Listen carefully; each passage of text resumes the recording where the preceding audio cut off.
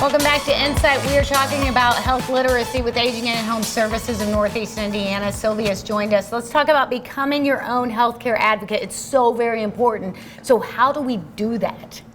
Well, we all know that when we have any kind of health care concerns for ourselves or with family members, we're really trying to cope and track a lot of information. And so that information could include doctor's appointments, medications, insurance information, making sure we're using the right providers and things like that for our health care.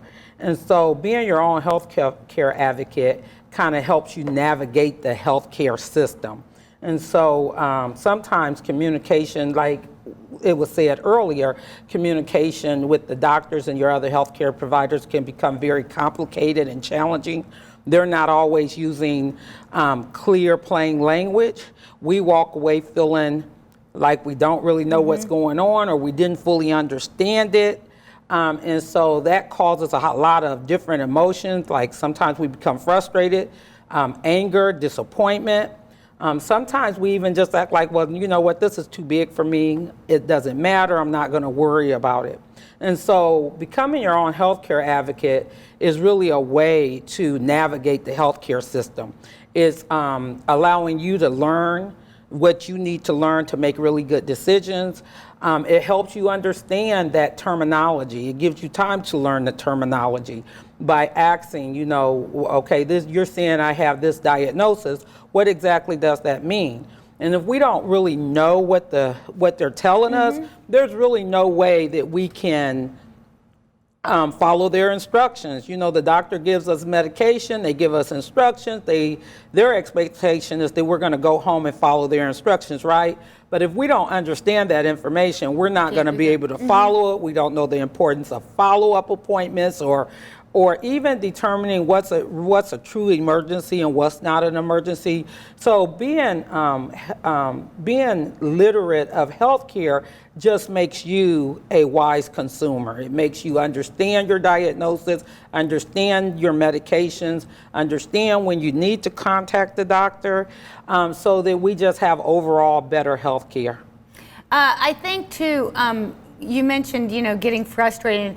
If you are not comfortable with your physician, if you feel like you're not being heard, if you feel like your concerns are not being addressed, if you are asking questions and you're not getting answers, it's okay to be your own advocate and say, in this situation, I think I need to find a new physician. Yeah. That's okay. Yes, it is. Like, take your healthcare in your own hands and do that. Yes. One of the things we always talk about with healthcare is becoming engaged with your healthcare.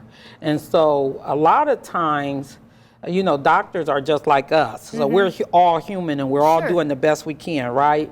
And so a lot of times just being able to speak up for yourself, just to be able to ask the questions, to be able to say, you know what, you said this and I really don't understand it. What do you mean by this? Sometimes that just gives the doctor an opportunity to give you additional explanations. Sometimes they may need to refer you on to someone else to help provide some additional education. And then, yes, in fact, sometimes it is okay and needed where you have to go and find another doctor.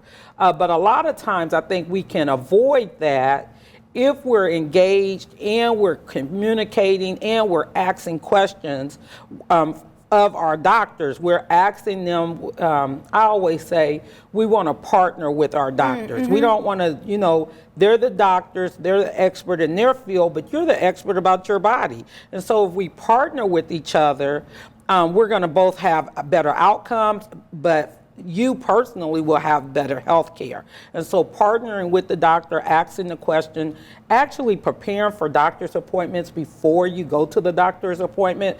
Most of us are really familiar with doctors having 15 to 20 minutes with us, if that. Right. That's being generous, okay? But when they have that 15 or 20 minutes in front of the doctor, you want that to be as impactful and beneficial as it can be.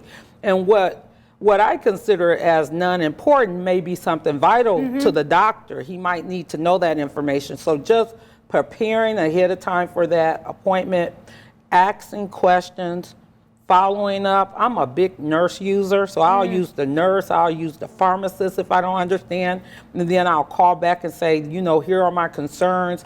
I'll put things in writing. Sometimes the doctor really doesn't have time to look at every issue if we come in there with 20 issues, right? But if I write it out, he has time to review that at a later time, and he might see something that say, hey, we need to get you back in here and let's do some more talking, maybe let's do some additional testing, so that everything is being covered in advance. Being proactive with your health care is always going to be the best thing. And the other thing to remember is, and this is hard, is that you have to be honest. Like, you have to be totally transparent. And sometimes that can be embarrassing. That involves being vulnerable. Yes, and we talk about how hard it is to be vulnerable. That feels like you're exposing yourself. But if you want to be a partner with your physician, you have to do that. Well, we want to talk about what resources are available so that we can be the best healthcare advocate for ourselves that we can. And we'll do that when we come back.